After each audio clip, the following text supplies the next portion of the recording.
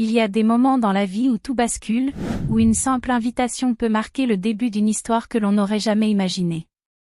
Ce vendredi après-midi, Paris étouffait sous la chaleur. Les rideaux de notre appartement étaient tirés, mais la brise ne venait pas. Ma sœur, Chloé, et moi étions affalés sur le canapé, cherchant une idée pour échapper à cette atmosphère suffocante. On pourrait aller au bord de la Seine ce soir ? Proposa Chloé en feuilletant distraitement un magazine. Il va encore y avoir trop de monde, soupirai-je. Rien ne semblait excitant, jusqu'à ce que mon téléphone vibre sur la table basse. Un appel.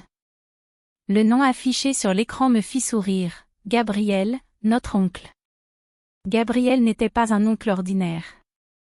Il avait toujours eu une présence magnétique, cet air à la fois élégant et détaché qui le rendait fascinant. Il vivait dans une belle demeure en Normandie, loin de l'agitation parisienne, et nous rendions rarement visite. « Pourquoi ne viendriez-vous pas passer le week-end chez moi ?» proposa-t-il d'une voix calme. « La maison est grande, l'air est frais, et j'ai besoin d'un peu de compagnie. » J'échangeai un regard avec Chloé. Quitter Paris pour quelques jours ? C'était tentant. C'est d'accord, on arrive ce soir. L'arrivée dans un autre monde. Quelques heures plus tard, nous étions en voiture, roulant sur une route bordée d'arbres. Les rues bruyantes de Paris avaient laissé place à des champs dorés et des petits villages pittoresques. La maison de Gabriel se dressait à la lisière d'un bois, une bâtisse ancienne en pierre claire, élégante et imposante. Des roses grimpaient sur les murs, et les grandes fenêtres reflétaient les derniers rayons du soleil. Gabriel nous attendait sur le perron, vêtu d'une chemise blanche légèrement déboutonnée, un verre de vin à la main. « Bienvenue, mes princesses. » Il nous embrassa, son parfum mêlant des notes de cuir et de bois flottant dans l'air. L'intérieur de la maison était aussi chaleureux que dans mon souvenir, des meubles en bois massif, des tapis persans, des tableaux anciens. L'odeur persistante du café et des livres donnait une sensation de confort. Pourtant, quelque chose semblait différent. J'avais l'impression que le silence entre nous était plus chargé que d'habitude. Gabriel était toujours aussi charmeur, mais son regard semblait parfois se perdre dans ses pensées. « Vous devez être fatigué après la route, dit-il. Installez-vous. Ce soir, on dîne dehors. » Nous montâmes déposer nos affaires dans nos chambres. Je choisis une robe fluide et légère, laissant mes cheveux retomber en vagues sur mes épaules. Lorsque nous descendîmes, la terrasse était illuminée par des lanternes. Une longue table en bois était dressée sous un arbre, du vin blanc scintillait dans les verres, et l'air embaumait les herbes aromatiques. Le jeu des regards. Le dîner fut délicieux. Gabriel savait recevoir, et son humour rendait chaque conversation captivante. Chloé riait aux éclats, insouciante, pendant que nous échangions des souvenirs d'enfance. Mais quelque chose flottait dans l'air. Par moments, je surprenais Gabriel en train de me regarder, son expression indéchiffrable. Ce n'était pas un simple regard familial, c'était autre chose. Je fis mine de l'ignorer, continuant à siroter mon vin. Pourtant, chaque détail de la soirée me paraissait accentué, le timbre grave de sa voix, la manière dont il passait distraitement une main dans ses cheveux, la façon dont ses doigts effleuraient son verre. Après le repas, nous décidâmes de regarder un film dans le salon. Chloé s'endormit rapidement sur le canapé, recroquevillée sous un plaid. « Tu ne vas pas dormir ?» me demanda Gabriel en servant un dernier verre. « Pas encore. La nuit est agréable. » Il sourit légèrement, appuyant son bras sur le dossier du fauteuil, me regardant d'un air tranquille, mais attentif. « Tu as grandi, Camille. » C'est normal, le temps passe. Oui, mais tu es devenue une femme. Un silence s'installa. Un silence qui vibrait d'une tension indéfinissable. L'horloge sonna minuit. Il se fait tard, dis-je en me levant. Bonne nuit, Camille. Son regard suivit chacun de mes mouvements jusqu'à ce que je quitte la pièce. En rejoignant ma chambre, mon cœur battait plus vite que je ne l'aurais voulu. Cette nuit-là, je dormis peu. Quelque chose venait de s'éveiller en moi. La nuit était douce, mais mon esprit était agité. Malgré la fraîcheur de la campagne, j'avais chaud sous mes draps. Mon corps était tendu, ma peau frissonnait sous le contact du tissu léger de ma nuisette en satin. Je ne cessais de repenser aux regards échangés avec Gabriel, au silence chargé de sens. Il y avait quelque chose de différent ce soir. Quelque chose que je n'arrivais pas à nommer. Les aiguilles de l'horloge avançaient lentement, et chaque minute d'insomnie amplifiait mon trouble. Finalement, je me levai, mes pieds nus touchant le parquet froid. Une envie soudaine de boire un verre d'eau me poussa à quitter ma chambre. La maison était silencieuse. Je descendis l'escalier, ma nuisette effleurant mes cuisses à chaque pas. À travers les grandes fenêtres, la lune projetait une lumière argentée sur les murs. En entrant dans la cuisine, je m'arrêtai net. Gabriel était déjà là. Assis à la table, une tasse de café entre ses mains, il paraissait absorbé par ses pensées. Il leva les yeux vers moi, et, pendant un instant, nous restâmes figés. Son regard glissa sur moi, détaillant sans pudeur la finesse du satin qui épousait mon corps. « Toi non plus, tu ne dors pas ?» demanda-t-il d'une voix basse. Je me contentai de secouer la tête en me dirigeant vers l'évier pour remplir mon verre. Mon dos lui était tourné, mais je sentais son regard brûlant sur moi. L'air de la campagne m'empêche de dormir, plaisantai-je pour masquer mon trouble. Ou bien est-ce autre chose? Je me retournai lentement, mes doigts crispés sur mon verre. Il m'observait avec cette intensité troublante qui me faisait perdre mes repères. Peut-être, soufflai-je sans même y penser. Un silence électrique s'installa. Gabriel posa sa tasse, se leva lentement, et s'approcha de moi. Ses gestes étaient mesurés, presque calculés. Il s'arrêta à quelques centimètres, si près que je pouvais sentir la chaleur de son corps. « Tu as grandi, Camille. » Il prononça ces mots comme s'il les pesait un à un. Mon cœur battait à tout rompre. « Tu me l'as déjà dit ce soir, » murmurai-je, à peine audible. Il esquissa un sourire. « Oui. Mais je crois que tu ne l'as pas vraiment entendu. » Son regard capturait le mien, et je me sentais prise au piège dans une tension dont je ne connaissais pas l'issue. Puis, aussi soudainement qu'il s'était rapproché, il recula. « Il vaut mieux que nous allions dormir, » déclara-t-il avec un léger sourire énigmatique. Il tourna les talons et quitta la cuisine, me laissant seule avec mes pensées en désordre. Je posai mon verre sur le plan de travail, mes doigts tremblant légèrement. Qu'est-ce qui venait de se passer? Cette nuit-là, je ne dormis presque pas. Quelque chose en moi venait de se réveiller, et je ne savais pas si j'étais prête à l'affronter. Le matin arriva trop vite. Lorsque j'ouvris les yeux, la lumière dorée du soleil filtrait à travers les rideaux de ma chambre. Pourtant, malgré la douceur du réveil, une étrange sensation persistait en moi. J'avais dormi par intermittence, tourmentée par des images floues et des émotions que je n'arrivais pas à définir. Gabriel. Son regard. La proximité de son corps dans cette cuisine silencieuse. L'ombre d'un désir que je n'osais nommer. Je me levai, glissant mes pieds nus sur le parquet frais. Ma nuisette en satin s'accrocha légèrement à mon corps lorsque je m'étirai. J'avais besoin d'air. En enfilant une robe fluide couleur crème et une paire de sandales, je descendis les escaliers pour retrouver Chloé et Gabriel. À mon arrivée dans la cuisine, Gabriel était déjà là, assis au bout de la table, une tasse de café fumant devant lui. Il leva immédiatement les yeux vers moi et esquissa un sourire qui me parut à la fois naturel et différent. « Bien dormi ?» demanda-t-il d'un ton léger. « Pas vraiment » répondis-je en m'asseyant. Chloé, insouciante comme toujours, ne remarqua rien de l'échange silencieux entre nous. Elle racontait un rêve absurde qu'elle avait fait, riant entre deux bouchées de croissant.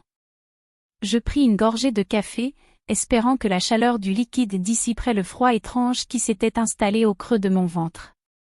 Mais chaque geste de Gabriel, aussi anodin soit-il, me ramenait à la nuit précédente. Son regard effleurant ma peau.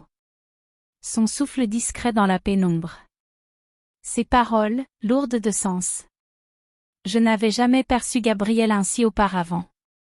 Était-ce moi qui me faisais des idées? Ou bien y avait-il réellement quelque chose de différent? Camille? Je sursautai légèrement en réalisant que Chloé me parlait. Oui. Tu rêves encore? Je te disais qu'on pourrait aller faire un tour en ville aujourd'hui. Il y a un marché d'antiquités pas loin, ça pourrait être sympa. J'acquiesçai machinalement, même si mon esprit était ailleurs. Gabriel se leva doucement, prenant sa tasse vide. En passant près de moi, sa main frôla mon bras, si légèrement que cela aurait pu être accidentel. Mais je sus que ce ne l'était pas. Un frisson imperceptible me parcourut l'échine. Une promenade sous tension. Chloé et moi quittâmes la maison en fin de matinée pour rejoindre le marché d'antiquités du village voisin. Les rues pavées, bordées de vieilles bâtisses en pierre, baignaient dans une lumière dorée. L'odeur du pain chaud et des fleurs fraîches flottait dans l'air. Pourtant, je ne parvenais pas à profiter pleinement de l'instant. Tout me ramenait à la présence de Gabriel. « Tu es étrange aujourd'hui », remarqua Chloé en scrutant mon visage. « Tu es sûre que ça va ? » ?»« Oui, bien sûr. Juste fatiguée. » Elle haussa les épaules avant de s'arrêter devant un stand rempli de bijoux anciens. Pendant qu'elle admirait une paire de boucles d'oreilles en argent, mon téléphone vibra dans mon sac. Un message. « Gabriel, vous êtes déjà de retour ? » Mon cœur rata un battement. Je ne savais pas pourquoi ce simple message m'affectait autant. Peut-être parce qu'il sonnait comme une invitation. Peut-être parce que j'attendais un signe, sans même en être consciente. Je répondis simplement, « Pas encore. » « Tu veux quelque chose du marché ? » Sa réponse arriva presque instantanément. « Gabriel, non. J'attends juste. » Je déglutis, troublée. Lorsque nous rentrâmes en fin d'après-midi, la chaleur était plus lourde. J'avais l'impression que l'air lui-même portait quelque chose d'indicible. Gabriel était sur la terrasse, un verre à la main, observant l'horizon. Il tourna la tête en entendant notre arrivée. « Alors, vous avez trouvé des merveilles ?» demanda-t-il d'un ton léger. Chloé se lança immédiatement dans une description enthousiaste de ses trouvailles. Moi, je restais en retrait, l'observant en silence. Il ne disait rien, mais je sentais son regard sur moi à chaque instant. Le soir venu, nous dînâmes à l'intérieur. La conversation était animée, ponctuée de rires et d'anecdotes. Pourtant, sous la table, je sentais quelque chose d'invisible nous relier. Nos regards se croisaient un peu trop longtemps. Nos mains frôlaient la nappe au même moment. Le silence entre nous était plus parlant que les mots. Lorsque Chloé annonça qu'elle était fatiguée et qu'elle montait se coucher, je ressentis une montée soudaine de tension. Nous nous retrouvâmes seuls dans le salon. Gabriel s'appuya contre le dossier du canapé, observant les flammes vacillantes dans la cheminée. « Tu es silencieuse, Camille, » dit-il doucement. « Et toi, tu es trop observateur. » Un sourire effleura ses lèvres. C'est un défaut dont je ne me débarrasserai jamais. Je me levai, prête à quitter la pièce. Mais avant que je n'aie atteint la porte, sa voix me retint. « Camille ?» Je me retournai. Il hésita un instant avant de dire, d'un ton plus bas. « Tu le ressens aussi, n'est-ce pas ?» Un frisson me parcourut. Je ne répondis pas. Parce qu'il n'y avait rien à dire. La vérité était déjà là, suspendue entre nous, invisible mais oppressante. Je détournai les yeux et partis. Mais cette nuit-là, je sus que quelque chose venait de changer pour toujours. Cette nuit-là, je ne trouvais pas le sommeil. Allongé dans mon lit, mes pensées tournaient en boucle. Les mots de Gabriel résonnaient en moi, « Tu le ressens aussi, n'est-ce pas ?» Il n'y avait pas eu d'ambiguïté. Pas d'erreur possible.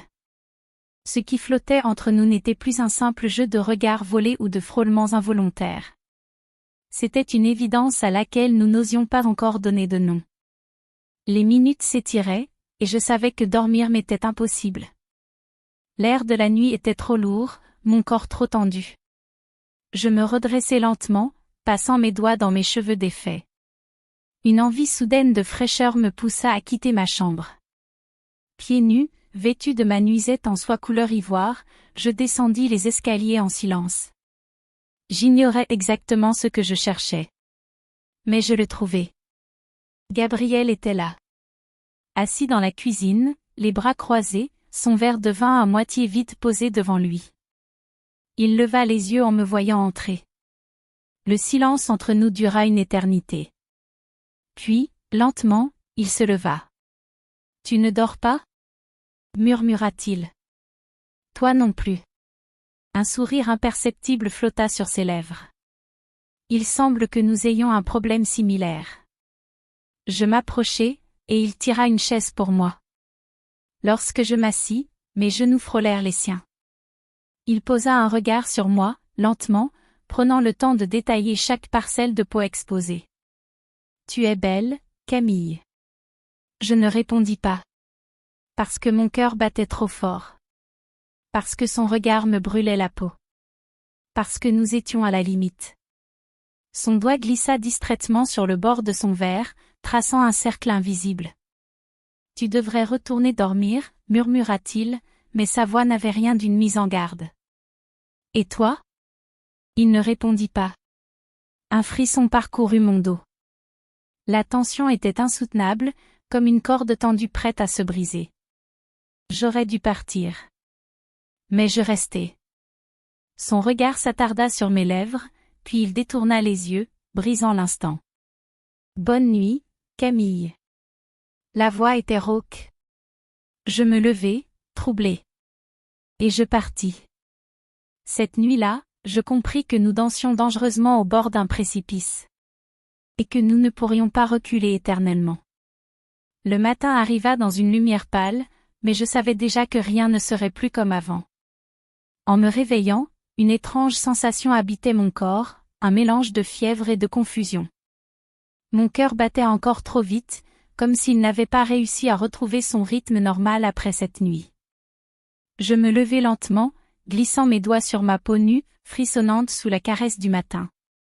En enfilant une robe légère couleur champagne, je pris une profonde inspiration.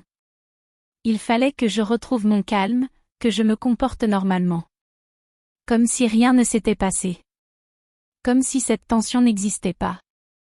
Comme si je n'avais pas senti son regard brûler ma peau.